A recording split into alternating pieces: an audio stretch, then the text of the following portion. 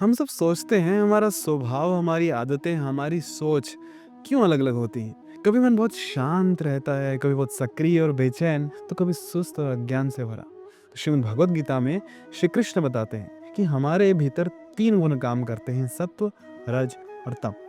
सत्व गुण शुद्धता, ज्ञान, शांति और प्रसन्नता लाता है।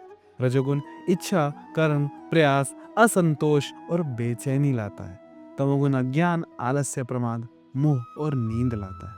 ये तीनों गुण मिलकर हमारे विचार, कर्म और जीवन को प्रभावित करते हैं। जैसे रस्सी के 3 तार किसी को बांधते हैं, वैसे ही गुण आत्मा को देह में बांधते हैं। मान लीजिए एक दिन आप ताजे सात्विक भोजन और प्रसन्नता में हैं, मन हल्का, संतुष्ट, स्पष्ट है, ये सत्वगुण है। दूसरे दिन आप बहुत काम में हैं, महत्वाकांक्षा में हैं, तनाव में हैं, मन दौड़ रहा है, ये रजोगुण है। तीसरे दिन आप सुस्ती, नींद और उदासी में हैं, कुछ करने का मन नहीं है, ये तमोगुण है। हमारे जीवन में ये तीनों गुण रहते हैं, लेकिन जिस गुण को हम पोषित करते हैं वो बढ़ जाता है। अगर हम अपने मन को ऊपर उठाना चाहते हैं तो सत्व गुण को बढ़ाना होगा।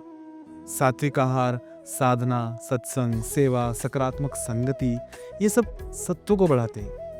रजो और तमो को कम करने का मतलब है इच्छा, लालच, आलस्य और अज्ञान से बचना।